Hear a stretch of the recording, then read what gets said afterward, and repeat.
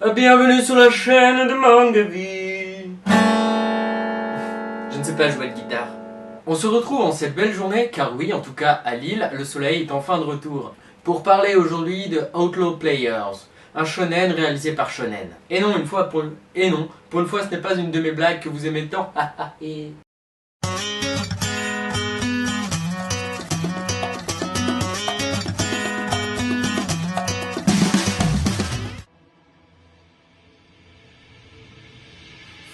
Outlaw Players est donc un shonen français qui nous plonge dans un univers de jeux vidéo où notre héros s'y retrouve coincé.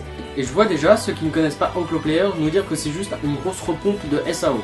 Alors en soi, oui, pour le principe d'être bloqué dans un jeu vidéo, machin, on sait pas comment se déconnecter, ça fait un peu SAO, mais il faut aussi prendre en compte que Shonen a pensé à cette histoire il y a de cela 14 à 15 ans. Donc, en effet, il avait déjà commencé le petit webcomic de Outlaw Players en 2002. Nous allons donc trouver un jeune homme du nom de Saku qui se retrouve bloqué dans ce jeu vidéo.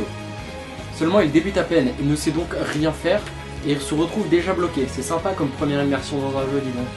Heureusement pour lui, il va rapidement faire la rencontre d'une charmante jeune fille, qui est plutôt canon d'ailleurs, qui va l'aider dans ses débuts dans ce nouveau monde. Étant donné que Saku débute dans ce jeu vidéo, il va donc falloir apprendre à maîtriser donc les bases de son personnage.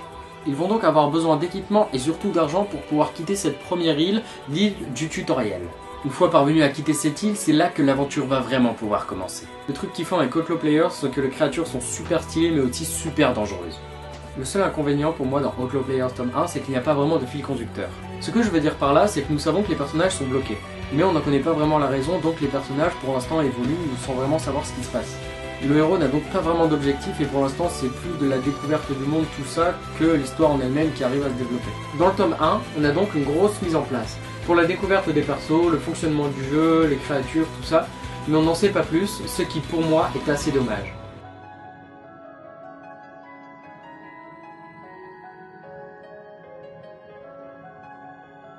Honnêtement, Outlaw Players est vraiment très prometteur et ça se sent que Kiyun a totalement confiance en son nouveau bébé vu la petite animation promotionnelle qu'ils ont fait pour ce manga. Dans le jeu en ligne Terra, chacun peut devenir ce qu'il désire et vivre d'incroyables aventures. Mais pour Saku, l'immersion tourne au cauchemar. Prisonnier de ce monde virtuel, il se retrouve sans accès aux interfaces de jeu ou aux items de soins. Et il n'est pas le seul dans ce cas. Sa route croise celle d'autres joueurs victimes du même bug. Ces hors-la-loi vont devoir s'endurcir, explorer, apprendre et surtout survivre. Le périple commence avec Outlaw Players, une création manga des éditions Kiyun. Je n'ai pas encore eu la chance, mais j'espère qu'un jour je vais pouvoir rencontrer Shonen et le voir à l'œuvre, parce que vu son style graphique, j'aimerais vraiment avoir une petite dédicace. A ce jour, Outlaw Players marche vraiment bien en France et c'est tout mérité. J'espère aussi qu'il aura la chance d'être exporté déjà en Europe et peut-être au Japon. J'espère que vous commencerez cette série car après tout il faut donner sa chance à chaque manga français. Si un éditeur publie un manga, c'est qu'il a confiance et sent que le manga a un réel potentiel et peut vraiment décoller. J'espère aussi que cette nouvelle vidéo t'a plu. Comme d'habitude, tu peux t'abonner si t'es pas encore abonné, mettre un pouce bleu, partager ma vidéo. Retrouve-moi sur Twitter et Facebook car du coup chaque mercredi j'annoncerai quelle vidéo arrivera et donc c'est un petit plus si jamais tu veux savoir ce qui va arriver et si donc la vidéo pourra t'intéresser. Et je te dis donc aussi le petit traditionnel. Un bisou sur tes fesses. Écœurant.